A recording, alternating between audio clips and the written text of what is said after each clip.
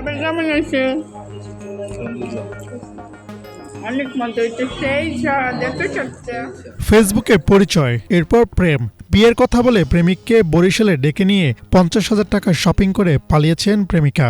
এ সময় পার্লারে মেকআপ করতে যাওয়ার নাম করে আরও নগদ 20,000 টাকা হাতিয়ে নেন সেই তরুণী। বিবাহিত হওয়া সত্ত্বেও টাকার লোভে স্বামীকে খালাতো ভাই বানিয়ে অভিনব কায়দায় এক প্রাইভেট কার চালককে এই ধোঁকা দেন তারা। আমি সেদিনই ওই মেয়েটাকে নিষেধ করছি যে ছেলেটার এরকম সর্বনাশ করিস না, তুই জায়গায় জায়গায় এমনিতে আকাম কুকাম করিয়া বেড়াস বহুত জায়গায়, তবে সহজ সরল যে তোর বাবা নেই, এই ছেলেটার এই ক্ষতি করিস না।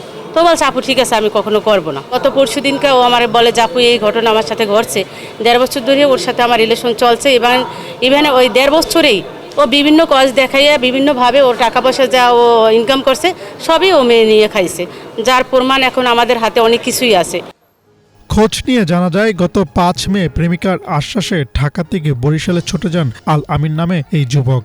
পরিবার মেনে নেবে না এমন অজুহাত দেখিয়ে তাকে গোপনে বিয়ে করার পরামর্শ দেন প্রেমিকা মাহিয়া ইসলাম। সেই অনুযায়ী তাকে নিয়ে বরিশাল নগরীর বাজার রোডে অবস্থিত একটি দোকানে বিয়ের শপিং করেন মাহিয়া।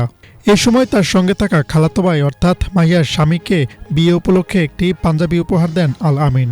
পরে বধূ সাজতে আল আমিনের কাছ থেকে 20,000 টাকা নিয়ে পার্লারে যাওয়ার কথা বলে নিজের ব্যবহৃত ফোন নাম্বারটি বন্ধ করে দেন মাহিয়া ইসলাম।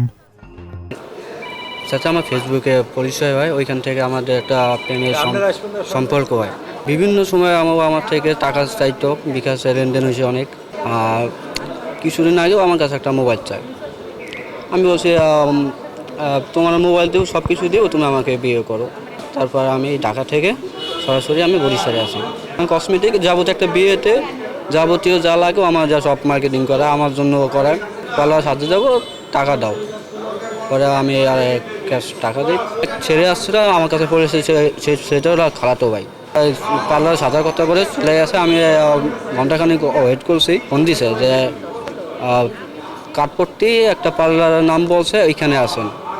আমি ওইখানে গেছি, যাওয়ার পরে খুঁজছি যে পার্লারের নামটা বলছে ওইটা খুঁজছি, কিন্তু কোথাও পাইতেছি না। মানুষ লোকের কাছে জিজ্ঞাসা করতেছি, দেখো ভাই এই নামে তো ওইখানে পার্লারে। আমি ওদের কল দিই, দেখি সুইচ অফ। প্রতারণার শিকার ওই যুবক পরে জানতে পারেন তার প্রেমিকার বিয়ে হয়েছে আরও 6 মাস আগেই। খালাতো ভাই পরিচয়ের ব্যক্তি তার স্বামী। এই ঘটনায় বরিশাল কোতোয়ালি মডেল থানায় লিখিত অভিযোগ দিয়েছেন প্রতারণার শিকার হওয়া আল আমিন। অভিযোগ করেছে মাহিয়া নামক একটা মেয়ের বিরুদ্ধে। তার সাথে সম্পর্ক ছিল 1.5 বছরের। এই বিভিন্ন সময়ে বিভিন্নভাবে তারা ঘোরাফেরা করছে বা কেনাকাটা করছে, শপিং টপিং করছে। তবে গত 5 তারিখে ইলাহি ক্লথ স্টোর থেকে মেয়েটা তার কাছ থেকে 50,000 টাকার মতো কেনাকাটা করেছে এবং 20,000 টাকা নগদ বিভিন্ন আরও কিছু কেনাকাটার কথা বলে নিয়ে গিয়েছে। এদিকে এই ঘটনাকে হানি ট্র্যাপ বলছেন আল আমিনের আইনজীবী। প্রতারণাকারী মাহিয়ার শাস্তিও দাবি করেন তিনি। মূলত হচ্ছে একটা হানি ট্র্যাপের চক্র। ওনার বিরুদ্ধে আমরা যথেষ্ট আইনি সহযোগিতা ওনাকে দেওয়ার চেষ্টা করতেছি। ওনার বিরুদ্ধে একটা অনেক গভীর একটা কনস্পিরেসি হয়েছে, যে কারণে আমরা চেষ্টা করতেছি অপরাধীরা যে ধরা পড়ে এবং উনি একটা সুষ্ঠু যাতে বিচার পায়। এর জন্য আমাদের যতটুকু সহযোগিতা করার আমরা চেষ্টা করব। মাহিয়ার স্বামী শেখ রাহাত ঘটনার পর প্রতারিত অর্থ ফেরত না দিয়ে বরং উল্টো হুমকি দিচ্ছেন, এমনটাই দাবি আল আমিনের।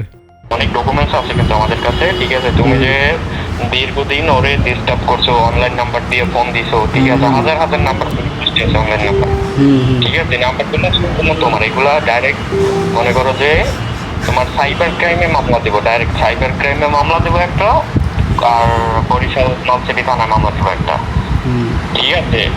2টা মামলা। আর একটু জায়গায় তোমার বাগেরহাট মামলা দিবে। টোটাল 3টা মামলার জন্য প্রস্তুত থাকো, ঠিক আছে? মামলা করছো না? এদিকে এই ঘটনায় চাঞ্চল্যের সৃষ্টি হয়েছে বরিশাল নগরীতে। আর এ ধরনের ঘটনায় অভিযুক্তের উপযুক্ত শাস্তি দাবি করছেন স্থানীয়রা। News desk, Bangla vision.